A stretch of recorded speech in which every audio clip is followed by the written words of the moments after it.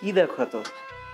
এদিকে আসো, দেখো সবাইকে আজকে আমি মজার একটা খাবার সবাইকে দেখাবো আর নিজেও খেতে থাকবো আর বলতে থাকবো যে প্রত্যেকটা খাবারের টেস্ট কেমন। দেখো বৃষ্টির দিনে এইরকম খাবার যদি সবার সামনে থাকে তারপর এতগুলো আইটেম, আমি এতক্ষণ গুনতেছিলাম মোট 13টা আইটেম আছে। আপনারা কি করবেন বলেন তো? খিচুড়ি থেকে যে ঘ্রাণটা আসতেছে, এটা ঘ্রাণ কিভাবে বুঝায় আমাকে একটু শিখায়, আমি পারি না বলতে। আর কি প্রেজেন্টেশন দেখেন, ওরা যখন ওখান থেকে আনতেছিল আমি না পুরো অবাক হয়ে গেছি যে আল্লাহ সত্যি এইভাবে করে প্রেজেন্ট করে ওরা খাবার, ওয়াও জাস্ট অ্যামেজিং। এই হচ্ছে সালাদ, এই হচ্ছে আচার, এগুলা আমার প্রাণ প্রিয় ভর্তার বেগুন ভাজা, এইটা হচ্ছে এত বড় বড় মেবি রুই মাছ বা অন্য কোনো সিজনাল মাছও হতে পারে, আমি জানি না, খাওয়ার পরে বুঝতে হবে, বলতে হবে। এইটা হচ্ছে ডিম ভাজা, যেটা কিনা সব বাঙালির অনেক বেশি পছন্দ। আর এইটা হচ্ছে চিকেন, চিকেন দিয়ে মনে হয় যে সব খেয়ে ফেলতে পারবো। আর এইটা হচ্ছে দ্য মোস্ট ফেভারিট সবার, গরুর মাংস।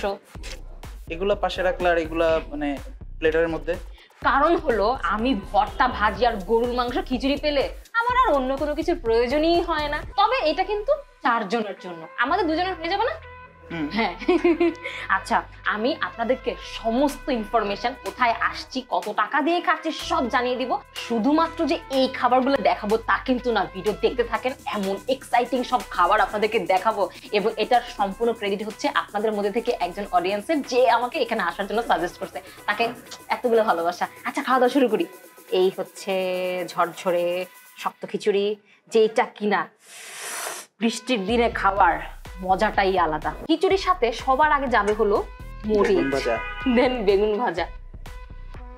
আই হেট বেগুন ভাজা। বাট তোমার তো অ্যালার্জি, তাই তুমি হিট করো, বাট যারা কিনা বেগুন ভাজা খেতে পারে তাদের মতন লাকি খুব কম মানুষই আছে।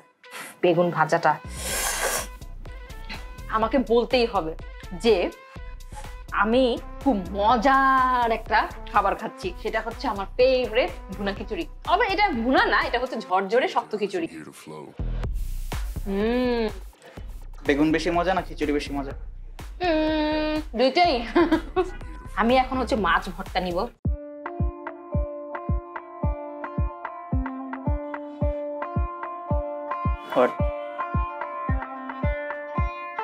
এটা কি ভাই, কি জানি বলতেছিলাম, কি কোথা জানি ছিলাম? ও হ্যাঁ, মাছ ভর্তা না, আমার কাছে এটা ভর্তা মনে হইতেছে না, আমার কাছে মনে হইতেছে যে মাছের কিমা খাচ্ছি, চিংড়ি মাছের কিমা খাচ্ছি। এত মজা, আমি একটু খেয়ে দেখি। হ্যাঁ অবশ্যই অবশ্যই, বলো, এটা একদম পুরো চিংড়ি মাছের কিমা মনে হচ্ছে না?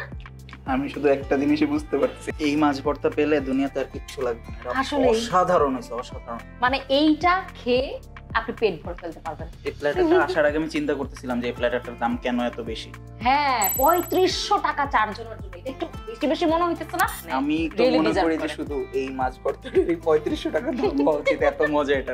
আমি শিওর আমার থেকে মজার টমেটো ভর্তা কেউ বানাইতে পারবে না, বাট তারপরেও আমি দেখি কেমন বানাইছে। টমেটো ভর্তা একেবারে আহামরি পাগলের মতন মজা না, আবার একেবারে খারাপও না, মানে একদম অ্যাজ ইউজুয়াল। নরমালি ঢ্যাঁড়স ভাজি আমার রুটি আর হচ্ছে ভাত দিয়ে অনেক পছন্দ।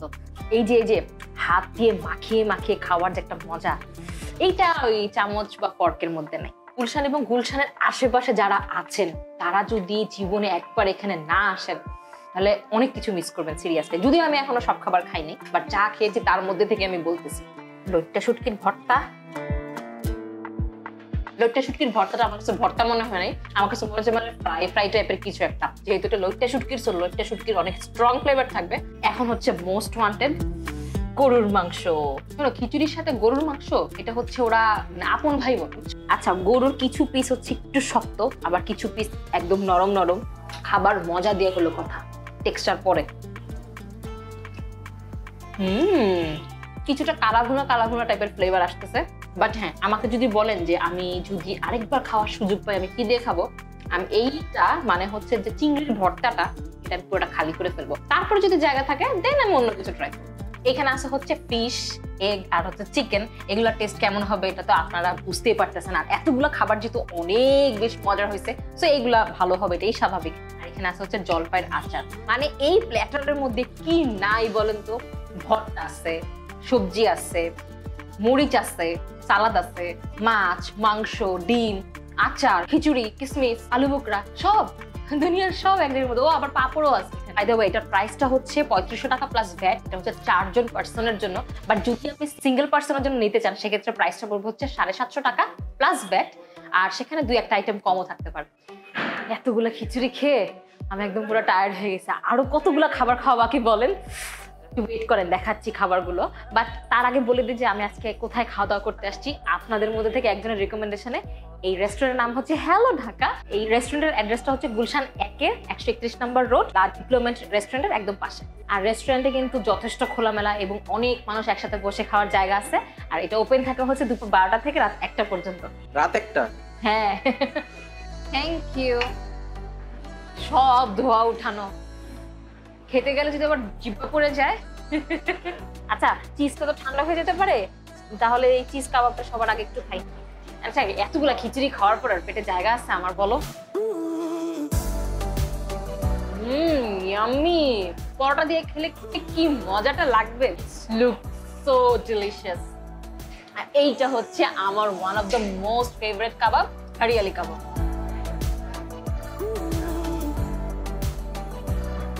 কি রায়তাটা বেশি মজার? অনেক মজার রায়তাটা। সব খেয়ে ফেললাম, আমি খাবো কি? শেষ রায়তা লাগবে?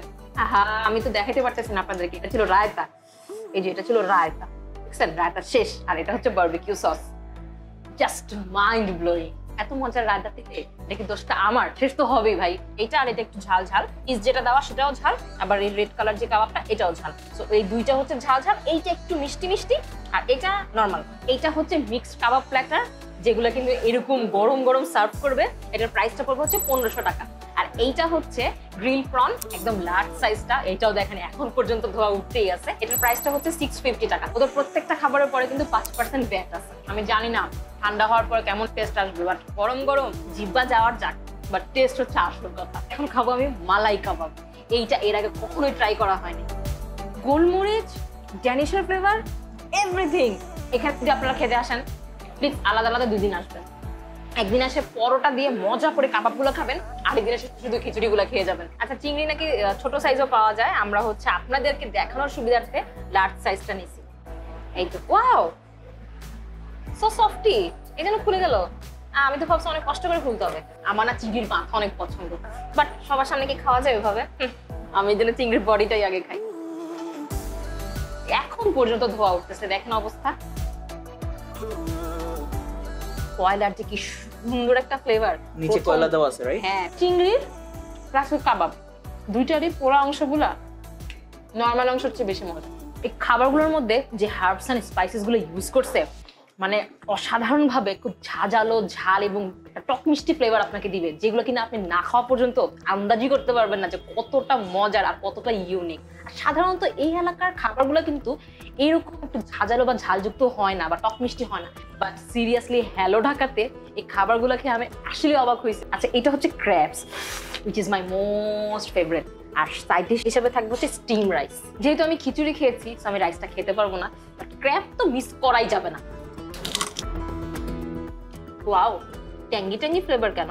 ও, লেবু পাতা দিছে, দেখো দেখো দেখো দেখো, এই যে লেবু পাতা। কুকিং স্টাইলটাও মারাত্মক, দেখো এত গ্রেভি, এত ঝাল, উফ, ওভারঅল অনেক ভালো। এটার প্রাইস হচ্ছে 900 টাকা, আর এটার নাম হচ্ছে সিঙ্গাপুরিয়ান চিলি ক্র্যাব। এটা কিন্তু স্টিম রাইস দিয়ে খেতে আপনাদের ভালো লাগবে, কারণ ক্র্যাবটা অনেক সফট করে ফেলছে আর যথেষ্ট পরিমাণ গ্রেভি দেওয়া। আচ্ছা, এটা কিন্তু অনেক বেশি ঝাল না, আর হচ্ছে খুব মানে জিভে জল আনার মতন একটা টেস্ট দিবে। আর ক্র্যাবের শেল দেখলে বুঝাই যাইতেছে যে এটা কত বড় একটা ক্র্যাব। আমারও খুব আফসোস লাগতেছে যে আমি এটা খাইতে পারতেছি না ভাত দিয়ে। এটা হচ্ছে ব্ল্যাক লাভা স্যান্ডউইচ, মানে কাইন্ড অফ আইসক্রিম। এটার প্রাইসটা হচ্ছে 450 টাকা। উপরে হচ্ছে পিলো শিটস দেওয়া, উপরে পিস্তাশিও পিনাটস গুলো দেওয়া। এখন হচ্ছে একটু খাওয়া দাওয়া শুরু করে দিই। পিস্তাশিও আইসক্রিম, এটা হচ্ছে ওদের হোমমেড। হোমমেড বলতে মানে ওদের নিজস্ব কিচেন মেড। এগুলা খেয়ে আমি এখন আমার আইসক্রিম খাওয়ার মজাটা নষ্ট করতে চাইতেছি না। যার যেমনি মন চায় সে সেইভাবে খা। এটা খাওয়ার সময় বেশি কথা বলা যাবে না, সো খেতে খেতে বিদায় নিয়ে নিচ্ছি। আর হ্যাঁ, নেক্সট ফুডাপ্পির মজার খাবারের ভিডিওটা দেখতে হলে আজকের এই ভিডিওটা অবশ্যই আপনাকে লাইক, কমেন্ট এবং শেয়ার করতে হবে। তা না হলে কিন্তু পরবর্তী ভিডিও আপনার সামনে যাবে না। আজকে আসি, টাটা, বাই বাই।